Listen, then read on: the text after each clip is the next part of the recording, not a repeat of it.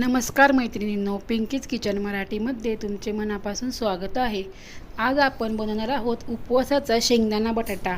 हा बटाटा तुम्ही नुसता देखील खाऊ शकता किंवा बगरीच्या भाकरीबरोबर आणि बगरीच्या भाताबरोबर देखील खाऊ शकता। चला तर पाहूया आपल्याला हा बटाटा कसा बनवायचा आहे। या बटाट्यामध्ये आपण अख्खे शेंगदाणे घालणार आहोत।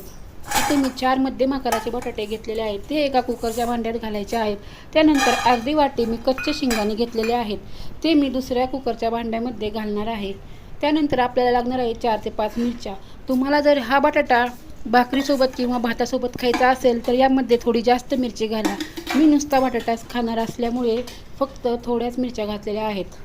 कुकरमध्ये पाणी घालून आणि शेंगदाणा बटाट्यात देखील पाणी घालून मी हा कुकर लावून घेतलेला आहे। शेंगदाण्यामध्ये पाणी घालण्याच्या आधी थोडेसे मीठ घालायचे आहे, म्हणजे चवीला शेंगदाणे छान लागतात। आता कुकरच्या 4 शिट्ट्या काढून घ्यायच्या आहेत, म्हणजे शेंगदाणे व्यवस्थित शिजल्या जातील।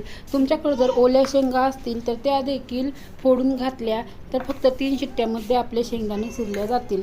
कुकर गार झाल्यावर बटाटे सोलून घ्यायचे आहेत आणि त्याच्या अशा बारीक फोडी करून घ्यायच्या आहेत। मिरच्या देखील मी मिक्सरवर बारीक वाटून घेतलेल्या आहेत।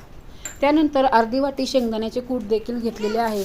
आता आपण गॅसवर कढई ठेवून ती गरम करून घ्यायची आहे। त्यामध्ये 1 ते 1.5 पळी तेल घालायचे आहे। तुम्ही बटाट्याची भाजी ज्या प्रमाणात करणार असाल त्याप्रमाणे तेल घाला। जर जास्त भाजी करायची असेल तर भरपूर तेल घाला। तेल चांगले गरम होऊन द्यायचे आहे। त्यानंतर त्यामध्ये आपण वाटलेली मिरची घालणार आहोत। मिरचीमध्येच थोडेसे मीठ घालायचे आणि परतून घ्यायचे आहे। मिरची परतून झाली की आपण यामध्ये आता बटाटा घालून परतणार आहोत। मिरची चांगली परतल्यानंतरच बटाटा घालायचा आहे। जर मिरची जराशी कच्ची राहिली तर आपल्याला ॲसिडिटीचा त्रास होऊ शकतो। कच्च्या मिरचीमुळे आपल्या पोटामध्ये देखील आग पडू शकते। मिरची आता भाजलेली आहे, त्यामध्ये बटाट्याच्या फोडी मी घातलेल्या आहेत। बटाट्याच्या फोडी घालून त्या व्यवस्थित हलवून घ्यायच्या आहेत आणि 5 मिनिटापर्यंत त्यांना चांगले तेलावर वाफवून द्यायचे आहे। बटाटा तेलात घातल्यानंतर तो सतत हलवत परतायचा आहे। त्याला झाकून ठेवायची गरज नाही, कारण आपण तो चांगला शिजवून घेतलेला आहे। बटाटा सतत हलवतच परतून घ्यायचा आहे। तो ओला असल्यामुळे लगेच कढईला डागू शकतो आणि आपल्या बटाट्याची चव बदलून जाते। बटाटा चांगला परतले असे वाटले, सगळीकडे मिरची लागली असे वाटले की यामध्ये आपण शेंगदाणे घालणार आहोत।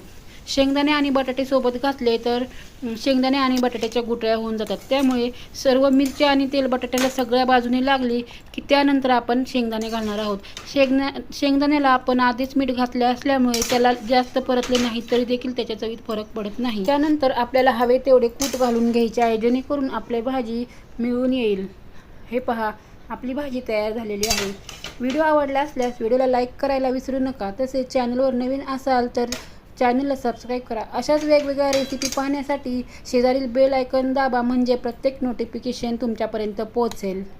हा उपवासाचा बटाटा तुम्हाला कसा वाटला कमेंट करून नक्की सांगा। व्हिडिओ शेवटपर्यंत बघितल्याबद्दल अगदी मनापासून धन्यवाद। पुन्हा भेटूयात नवीन व्हिडिओमध्ये नवीन रेसिपीसहित। तोपर्यंत धन्यवाद।